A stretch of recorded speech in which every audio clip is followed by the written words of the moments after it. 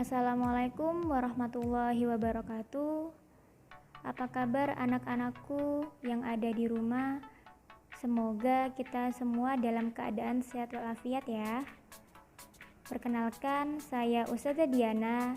Saya wali kelas 3 di SDIT El-Haq Buduran, Sidoarjo. Nah, di pertemuan kali ini saya akan menjelaskan tema 3, subtema 3 tentang benda di sekitarku. Jadi, anak-anak silahkan diperhatikan video pembelajaran ini dengan baik ya. Di subtema kali ini kita akan belajar tentang hak dan kewajiban. Apa itu hak? Hak adalah segala sesuatu yang harus didapatkan oleh setiap orang yang telah ada sejak lahir. Dan apa itu kewajiban? Kewajiban adalah sesuatu yang wajib dilaksanakan atau segala sesuatu yang harus dilakukan menurut aturan yang berlaku. Selanjutnya, apa hak seorang anak di rumah? Yang pertama, hak seorang anak di rumah adalah mendapatkan kasih sayang dari orang tua. 2. Mendapatkan perlindungan. 3. Mendapatkan bimbingan belajar atau pendidikan. Yang keempat, mendapatkan nafkah makan, minum, pakaian, tempat tinggal. Selanjutnya, apa kewajiban seorang anak di rumah? Kewajiban yang pertama adalah kita wajib membantu orang tua. Yang kedua, kita wajib belajar. Yang ketiga, mematuhi perintah orang tua. Dan yang keempat adalah membahagiakan orang tua. Selanjutnya, apa hak seorang siswa di sekolah? Hak seorang siswa di sekolah yang pertama mendapatkan materi pelajaran. Yang kedua, menggunakan fasilitas sekolah seperti meja, kursi, kelas, perpustakaan. Yang ketiga, bertanya ketika kurang mengerti tentang pelajaran. Jadi kita boleh bertanya ya teman-teman. Dan yang keempat, mendapatkan perlindungan selama di sekolah. Selanjutnya, apa kewajiban seorang siswa di sekolah? Kewajiban yang harus kita lakukan sebagai seorang siswa yang pertama menjaga lingkungan sekolah. Kita tidak boleh merusak lingkungan sekolah. Yang kedua, belajar dengan tertib di kelas ataupun di luar kelas. Yang ketiga, mengerjakan tugas dari guru. Yang keempat, mematuhi tata tertib sekolah. Dan yang terakhir, kita wajib untuk menghormati guru-guru di sekolah. Selanjutnya, kita akan belajar tentang profesi. Profesi adalah bidang pekerjaan dengan keterampilan tertentu. Dan di setiap profesi pasti memiliki perannya masing-masing. Nah, seperti yang kita lihat di dalam surat At-Taubah ayat 105. Artinya, dan katakanlah, bekerjalah kamu, maka Allah akan melihat pekerjaanmu. Begitu juga Rasulnya dan orang-orang mukmin, dan kamu akan dikembalikan kepada Allah yang maha mengetahui yang gaib dan yang nyata. Lalu beritakanlah kepada kamu apa yang telah kamu kerjakan. Surat At-Taubah ayat 105. Berikut ini adalah contoh profesi yang berhubungan dengan hewan. Nah, seperti ini ya contohnya: beternak ayam, beternak kambing, sapi. Selanjutnya profesi yang berhubungan dengan tumbuhan seperti petani di sawah, petani bawang, berkebun bunga, bahkan petani karet yang ada di dalam hutan. Selanjutnya adalah profesi yang ada di sekitar kita. Contohnya seperti guru, penjual ikan, dokter, bidan, polisi, tentara, dan masih banyak lagi. Nah, semua harus saling menghargai profesi masing-masing. Jika semua profesi melakukan tugasnya dengan baik, maka akan terciptalah keadilan dan kebahagiaan, seperti yang terkandung di dalam Pancasila, sila kelima, yang berbunyi keadilan sosial bagi seluruh rakyat Indonesia. Di bab selanjutnya, kita akan belajar tentang sifat benda dari benda padat, cair, dan gas. Benda yang pertama adalah padat. Bentuk benda padat itu tidak dipengaruhi oleh wadahnya. Jadi, jika kita pindahkan benda tersebut, maka benda tersebut bentuknya akan tetap, tidak akan berubah. Lalu yang kedua, benda padat itu dapat diubah bentuknya. Misal, kayu. Kayu itu berasal dari pohon, dan kayu itu bisa dirubah menjadi kursi. Lalu kertas. Kertas bisa berubah menjadi sebuah origami. Selanjutnya adalah sifat benda cair. Sifat yang pertama, bentuk benda cair tidak tetap, selalu mengikuti bentuk wadahnya. Jika wadahnya gelas, dia akan mengikuti bentuk gelasnya. Lalu yang kedua, bentuk permukaan benda cair yang tenang dan selalu datar. Yang ketiga, benda cair akan mengalir dari tempat tinggi ke tempat yang lebih rendah. Dan yang terakhir, benda cair itu meresap melalui celah-celah kecil seperti dari kain ataupun tisu. Selanjutnya adalah sifat benda gas. Sifat yang pertama, benda gas memiliki sifat mengisi seluruh ruangan yang ditempati. Jika kita menyemprotkan seperti stella ke ruangan, maka satu ruangan itu akan berbau harum. Jika kita keluar dari ruangan itu, maka tidak berbau karena gasnya hanya disemprotkan di dalam ruangan itu saja.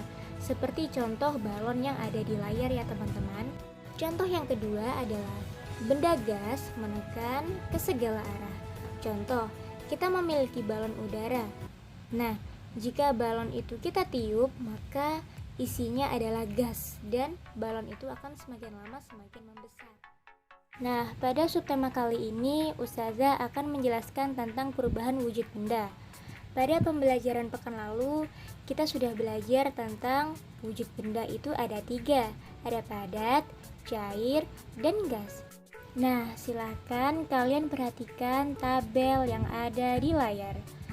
Itu adalah perubahan wujud benda, ada membeku, mencair, mengembun, menguap, menyublim, dan mengkristal. Nah, ini adalah penjelasannya ya teman-teman. Yang pertama adalah perubahan wujud dari cair menjadi padat, namanya membeku. Membeku adalah peristiwa perubahan wujud dari cair menjadi padat. Contohnya air, jika diletakkan di dalam freezer akan beku. Lalu padat ke cair, namanya mencair. Mencair adalah peristiwa perubahan wujud dari benda padat ke benda cair. Contohnya es batu, jika didiamkan di suhu ruangan akan mencair. Selanjutnya dari cair ke gas adalah menguap. Menguap adalah peristiwa perubahan wujud dari cair menjadi gas. Seperti air, jika direbus dia akan menguap. Selanjutnya dari gas menjadi cair adalah mengembun. Mengembun adalah peristiwa perubahan wujud dari gas menjadi cair, seperti embun ataupun air, es yang diletakkan di dalam gelas. Selanjutnya adalah perubahan wujud dari gas menjadi padat adalah mengkristal. Mengkristal adalah peristiwa perubahan wujud dari gas menjadi padat, seperti pembuatan garam dan salju yang menumpuk. Selanjutnya adalah padat menjadi gas, namanya menyublim. Menyublim adalah peristiwa perubahan wujud dari padat menjadi gas, seperti yang kita lihat adalah kapur barus. Pelajaran kali ini kita akan belajar tentang pengukuran berat. Pengukuran berat adalah membandingkan suatu massa benda dengan nilai standar yang telah ditetapkan. Alat ukur yang bisa digunakan dalam mengukur berat suatu benda adalah timbangan.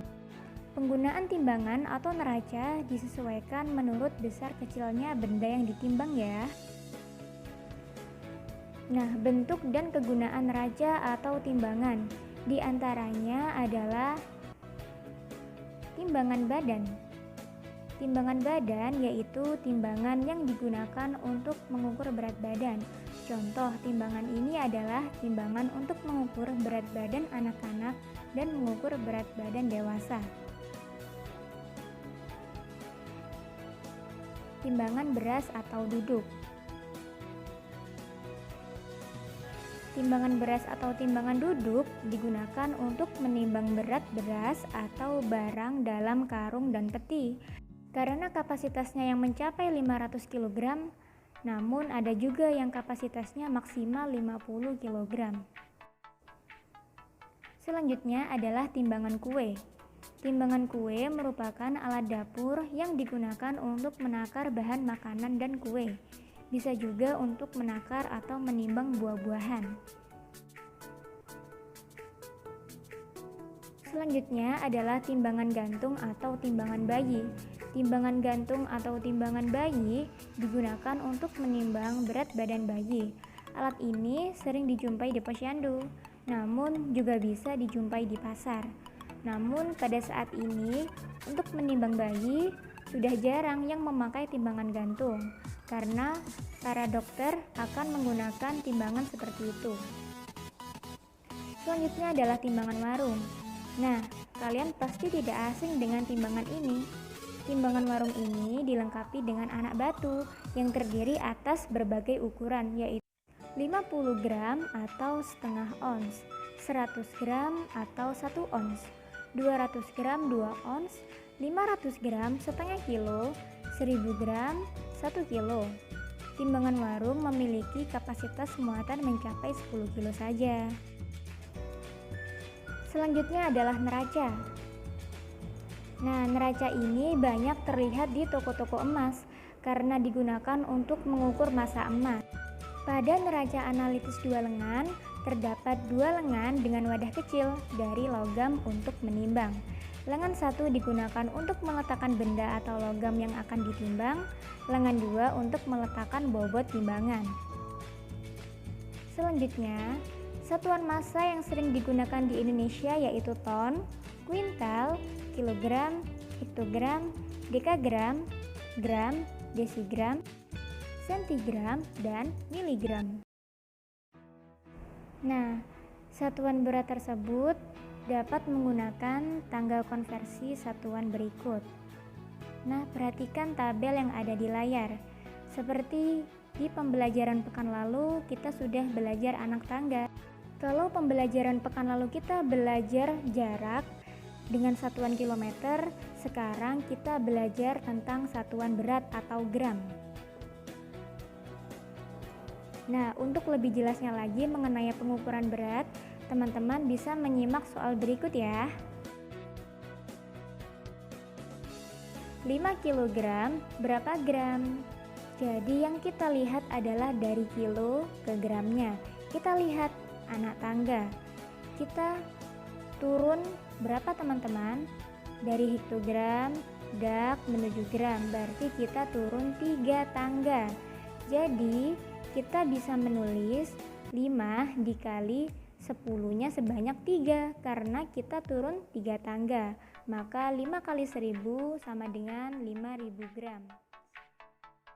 Nah, di subbab ini kita akan belajar tentang cara membaca jam. Nah, kalian pasti pernah tahu kan jam yang ada di rumah kalian. Ketika kalian bangun tidur, pasti kalian langsung melihat jam. Ketika kalian berangkat sekolah pun, kalian juga melihat jam. Jam itu ada 2 macam.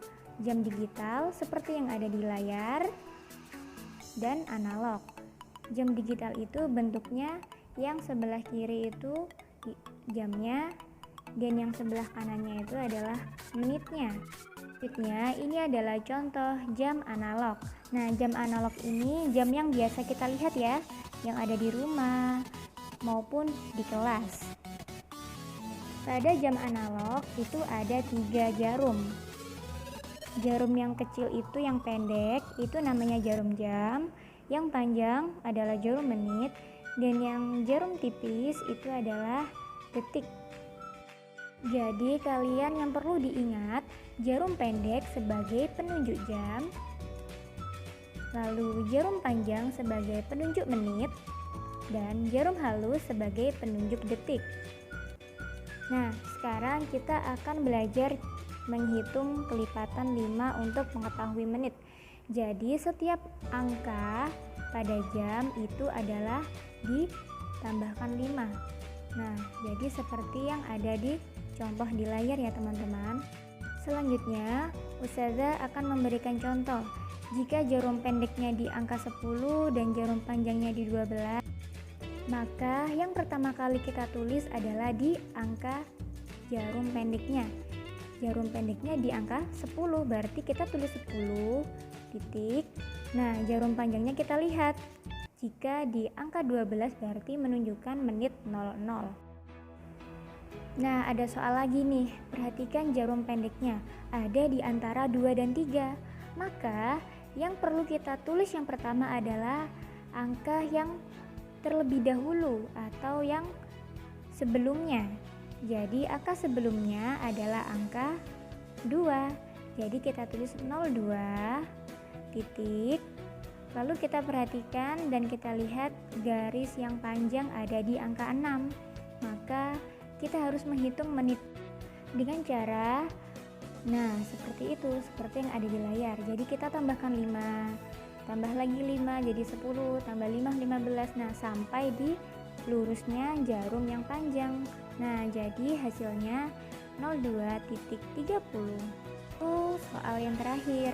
Nah, kita lihat jarum pendeknya ada di antara 1 dan 2, bahkan mendekati 2. Namun yang kita tulis adalah yang sebelumnya. Jadi adalah angka berapa? Angka 1. Lalu kita lihat jarum panjangnya. Jarum panjangnya itu ada di lurusnya 10. Nah, kita tambahkan seperti yang ada di layar ya. Maka hasilnya adalah 50. Kita tulis 01.50.